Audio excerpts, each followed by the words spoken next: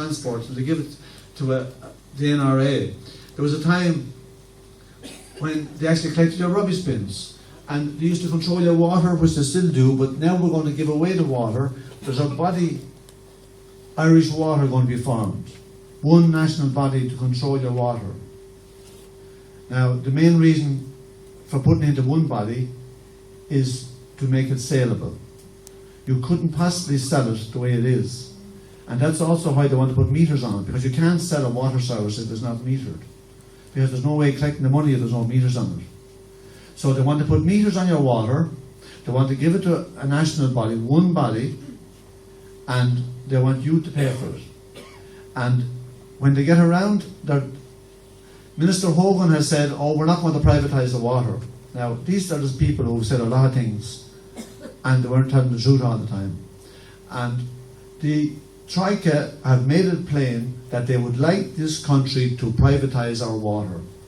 Well, if you look at what's happened to the countries all over Europe that have privatised water, it has been a poor decision for the people. Because instead of the state controlling what the water costs, a new private company with shareholders, and they have to make money for their shareholders. It's not enough to run it at what it costs. There has to be a profit. And who pays it? The people have to pay it. If they privatise the water in this country, it will be a sad day. And that's what they plan to do when they put meters on your water. And it'll be another service taken out of the local authorities. So instead of bringing power back to the local authorities, to the local communities, we're continuing to take it away.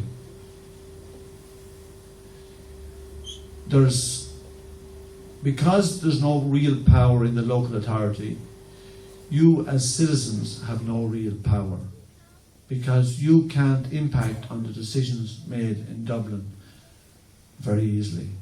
You would have far more impact if you were dealing with a local authority. If we actually had local government, you would have much more of an impact.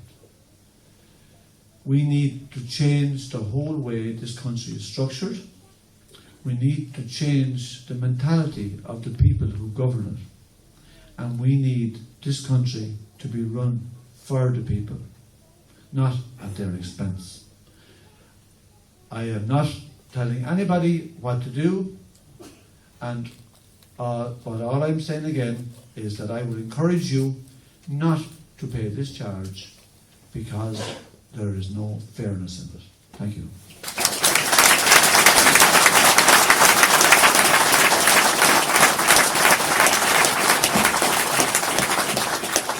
Would anybody like to ask Nick or Shannon some questions? We have a mic on the floor, and we'll get up here.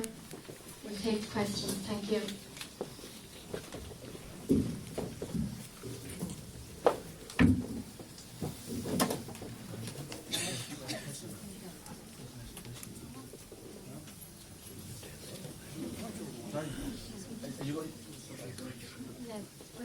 Where's the Roman mic?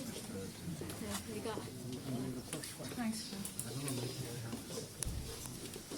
Yeah, I will. Yes. Hi, my name is Gerda Wadding. I'm here from Kilran down near Rossler Harbour tonight. I was in Duncormac the other night. I was in Wexford. I've been so kind of angered and moved by all of this that I have just thrown myself into it. I'm not a politician. I'm not affiliated to any party. I'm, for the most part, a mother in the home. And I would just say the most important thing here is do not register. And Claire Daly, I thought, said something really good and clear the other night down in Duncormac, which was, nothing can happen to anybody before the 31st of March.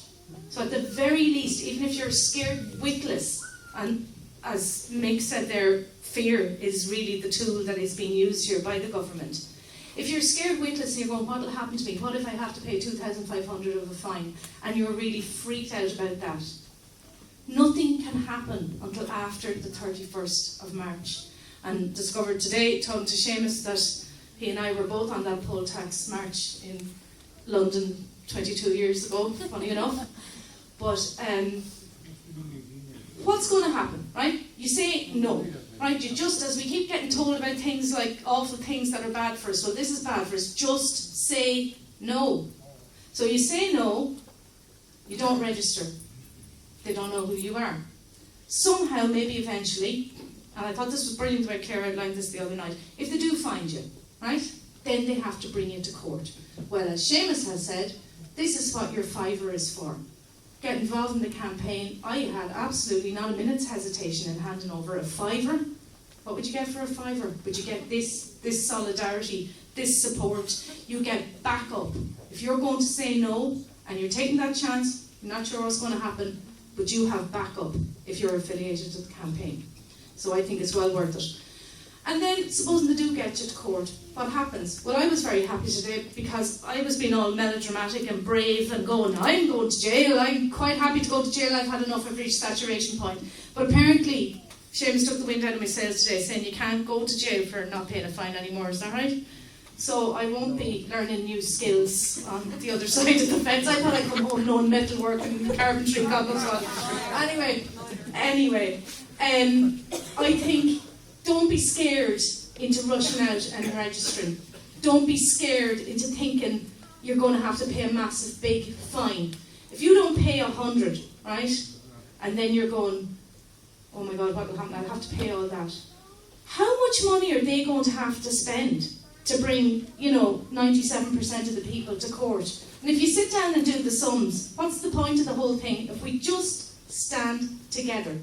Don't forget, there's septic tank charges here. Maybe here in town it doesn't apply to you, it does down where I live. The broadcasting thing was mentioned. There's so many different things building up here, and I know I can't afford and I don't want to be paying €1,400 by 2014. So I'm saying no, and I don't really care what they do about it. As regards water meters, what did you say? If you don't have a water meter, they can't charge you. It might be worth investing in a few crowbars. Just a thought. Thank you.